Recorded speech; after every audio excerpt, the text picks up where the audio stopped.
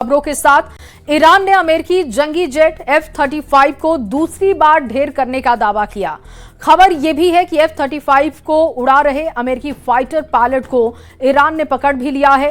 और यही नहीं, पायलट और क्रू के सर्च ऑपरेशन में उड़ रहे ब्लैक हॉक हेलीकॉप्टर को भी टारगेट किया गया। ईरान ने 7 मुस्लिम देशों को धमकी दी है कि वो अपने करश पुल का बदला खाड़ी देशों के पुलों को तबाह करके ही लेगा। इधर इजरायल में ईरान ने ऑयल हब को भी टारगेट किया है और मिसाइल से धमाकों से दहलाना शुरू कर दिया है। दिखाते हैं आपको ये खास रिपोर्ट।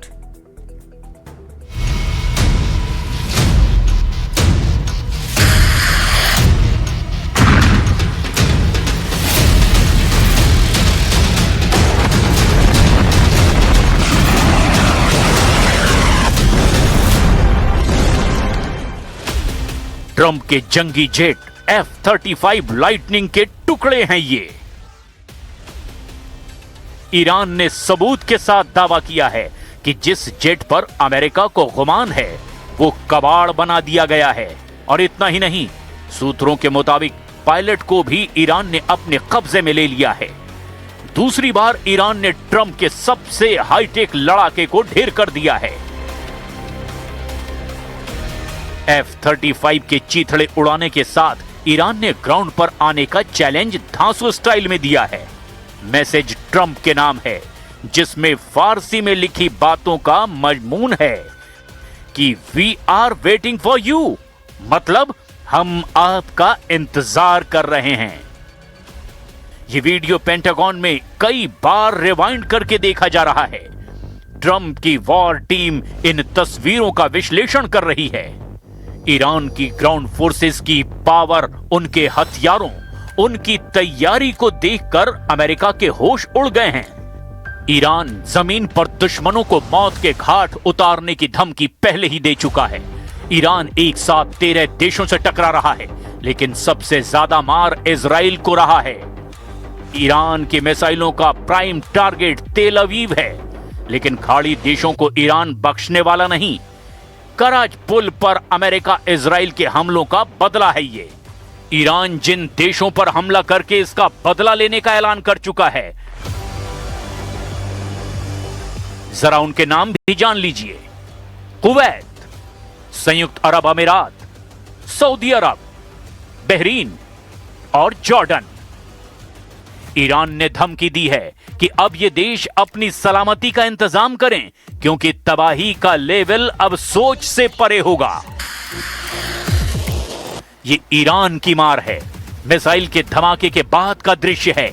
इजराइल के पेटा टिकवा की फैक्ट्री एक झटके में खंडहर बन गई। मैं इस वक्त इसराइल के पिट्टा टिकवा एरिया में हूं। यहाँ पे बहुत ज्यादा तबाही हुई है, जो आप देख सकते हैं इर्द गिर्द। यहाँ पे क्या तबाही हुई है, ये एक इंडस्ट्रियल यूनिट है और यहाँ पर एक मिसाइल अटैक किया गया ईरान की तरफ से और यहाँ पे सब कुछ तबाह हो चुका है। बहुत ज्यादा भयानक तबाही यहाँ पे देखने को मिल रही है। यहाँ पे कुछ मैन्युफैक्चरिंग यूनिट है, इंडस्ट्रियल एरिया है और जब यहाँ पे मिसाइल गिरा तो इर्द गिर्द यहाँ पे जो कुछ भी था वो पूरी तरह से बर्बाद हुआ है। अब इजराइल का पलटवार देखिए। ईरान के मशहद शहर में बमबारी के बाद का दृश्य कितना भयावह है। मिसाइलों का तूफान तेज रफ्तार पकड़ चुका है। ड्रोन हमलों का बवंडर गगन भेद रहा है।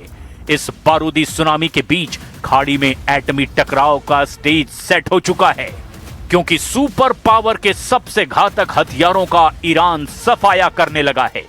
ईरान ने ट्रंप के जंगी जेटों को ढेर करने की नायाब तरकीब खोज निकाली है। ट्रंप के जंगी बेड़ों की बर्बादी का सस्ता नुस्खा रिवोल्यूशनरी गार्ड के हाथ लग गया है। इसके साथ ही ट्रंप आर्मी में भूचाल आ गया।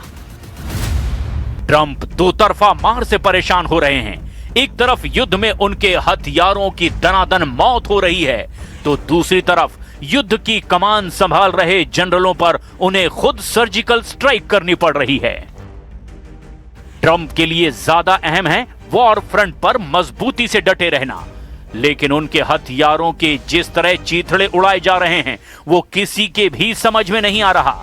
ईरान ने दावा किया कि ट्रंप के सबसे घातक जंगी जेट F-35 को सस्ते हथियार से मार गिराया गया। ईरान की एजेंसी मेहर न्यूज के मुताबिक ईरान फोर्स ने अमेरिका के दूसरे F-35 लड़ाकू विमान का शिकार किया। ईरान ने पहला F-35 जेट 19 मार्च को मिसाइल से हिट कर दिया था और इसके बाद 3 अप्रैल को दूसरे जंगी जेट को भी ढेर किया।